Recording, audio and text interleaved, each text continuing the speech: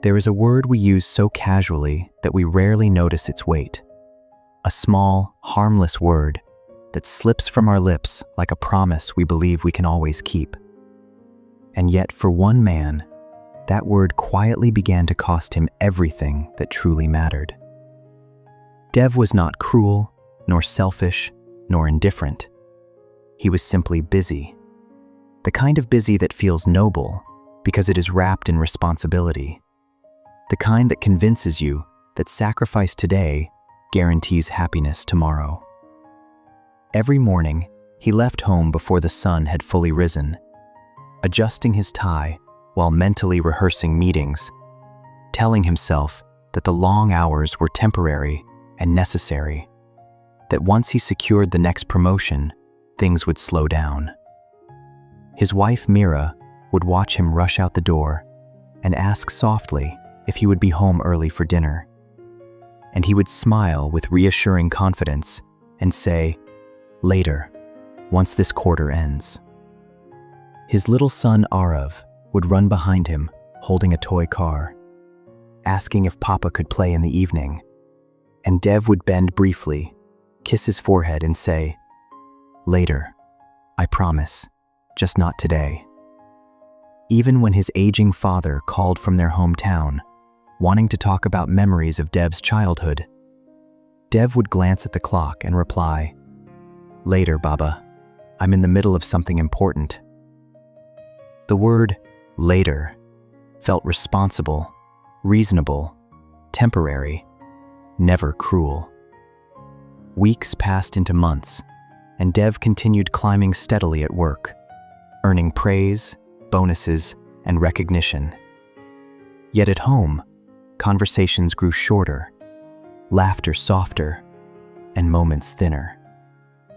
One evening, Arav stood near the living room door, holding a drawing he had made at school, waiting quietly while Dev typed on his laptop.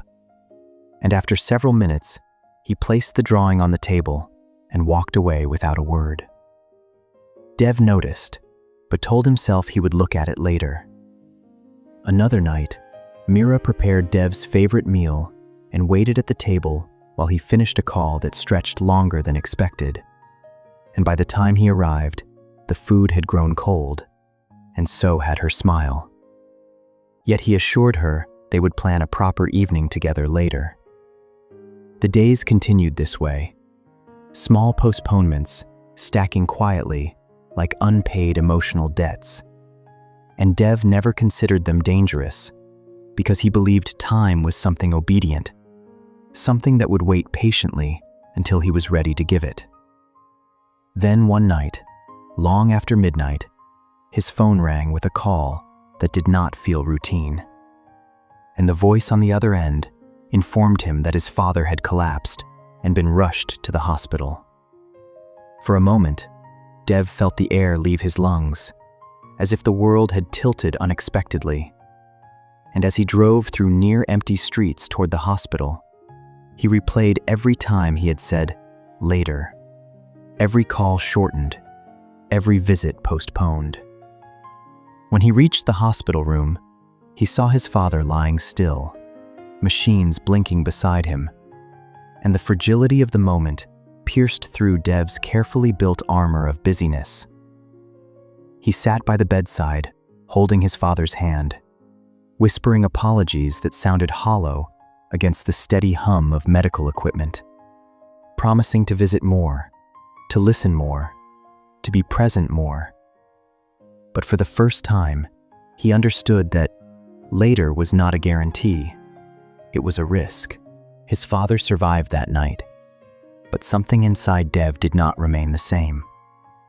When he returned home at dawn, exhaustion covering his face, he saw Arav asleep on the couch, holding the same drawing he had tried to show him days earlier.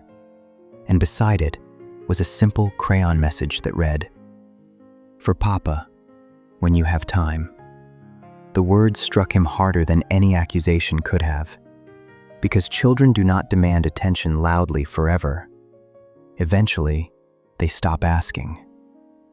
Dev sat quietly in the dim morning light, realizing that while he had been building a future, he had been absent from the present.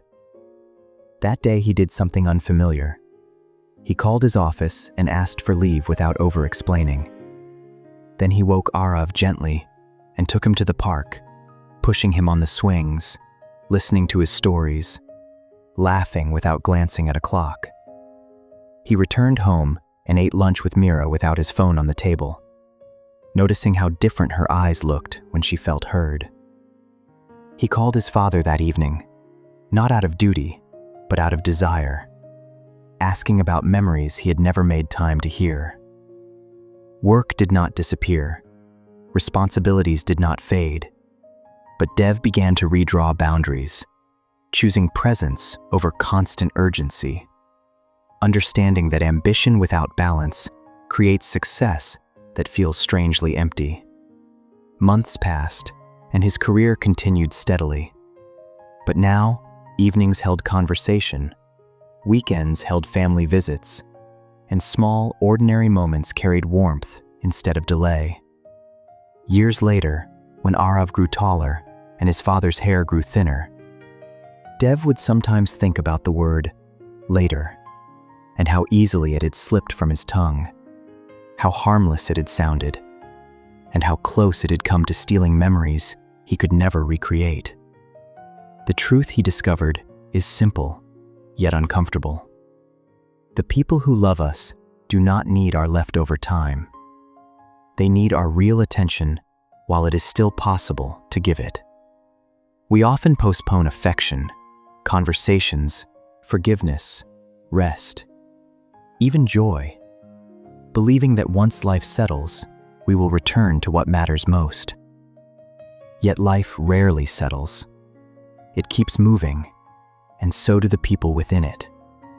The moral of Deb's story is not that work is wrong or ambition is selfish, but that love delayed too long turns into regret, and presence postponed becomes absence. Each time we say, later, we gamble against a future we do not control. Perhaps the next time someone you love asks for a moment of your time, pause before you answer. Because sometimes, the most important opportunities in life do not arrive in boardrooms or contracts. They arrive quietly, in the form of a child holding a drawing, a spouse waiting at a table, or a parent calling simply to hear your voice. Replace later with today, whenever you can. Because the memories we cherish tomorrow are built from the moments we choose not to postpone today.